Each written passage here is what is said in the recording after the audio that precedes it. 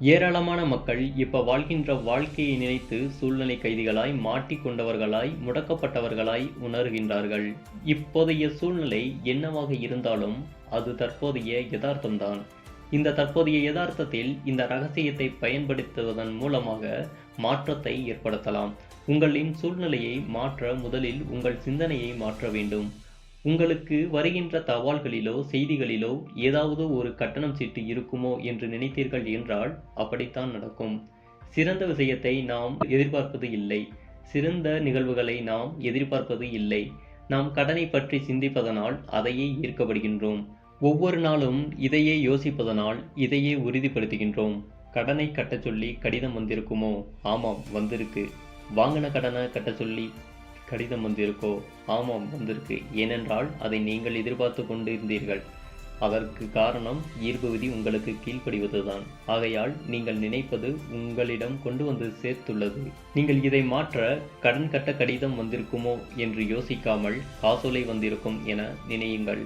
இன்று இருக்கும் நிலையை வைத்து இது நான் தான் என்று முடிவு பண்ணுகிறார்கள். அதற்கு காரணம் நீங்கள் இல்லை, அது நீங்களாய் இருந்தவர். உதாரணமாக, இன்று உங்கள் வங்கி கணக்கில் போதுமான தொகை இல்லை என்றும், நீங்கள் விரும்பும் உறவு உங்களிடம் இல்லை என்றும், நீங்கள் ஆரோக்கியமாக இல்லை என்றும் வைத்துக் கொள்ளலாம்.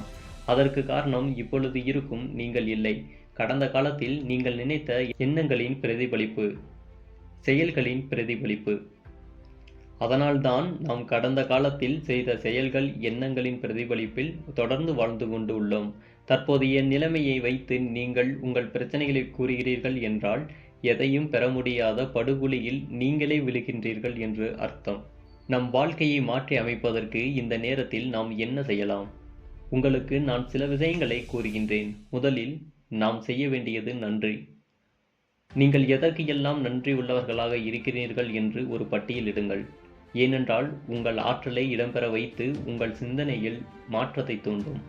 இந்த பயிற்சிக்கு முன் நீங்கள் உங்கள் புகார்களை பற்றி, உங்கள் பிரச்சனைகளை பற்றி, உங்களிடம் இல்லாதவைகளை பற்றி கவனம் செலுத்தியிருப்பீர்கள். இந்த பயிற்சிக்கு பின் கண்டிப்பாக நீங்கள் வேறு திசையில் போவீர்கள். உங்களை மகிழ்ச்சியாக வைத்திருக்கும் எல்லா நிகழ்வுகளுக்கும் உங்கள் நன்றியினை கூறுங்கள். நீங்கள் உங்கள் வாழ்வில் நிறைய நல்ல நிகழ்வுகளை கொண்டு வர நன்றியுணர்வுதான் சரியான வழி. தான் செய்யும் சின்ன சின்ன வேலைகளுக்கு எல்லாம் நம் உடன் இருப்பவர்களிடமிருந்து பாராட்டு கிடைக்கும் பொழுது அவர் இன்னும் நல்ல விஷயங்களை செய்கின்றனர். இது பாராட்டை பற்றியது. நிகழ்வுகளை கவர்ந்து இழுக்கின்றது, ஆதரவை பிடித்து இழுக்கின்றது என்றுதான் கூற வேண்டும்.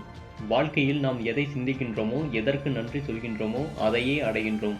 என்னை பொறுத்தவரை நன்றியுணர்வு என்பது ஒரு சக்தி வாய்ந்த பயிற்சி என்றுதான் கூறுவேன். தினமும் காலையில் எழுந்து நான் கூறுவது நன்றி. எதற்கு எல்லாம் நன்றி உள்ளவர்களாக இருக்கின்றோம் என்று யோசிக்க வேண்டும். நீங்கள் நன்றி கூறும் பொழுது கடமைக்காக கூறாமல் உணர்வுபூர்வமாக கூறுங்கள். நீங்கள் இல்லாத விஷயத்தை பற்றி யோசிக்காதீர்கள். அதற்கு பதிலாக உங்களிடம் இருப்பவை பற்றி யோசியுங்கள்.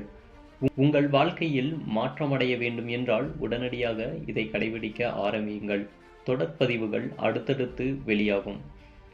இந்த பதிவு உங்களுக்கு பிடித்திருந்தால் லைக் செய்து அல்டிமேட் கீக் சேனலை சப்ஸ்கிரைப் செய்து கொள்ளுங்கள்.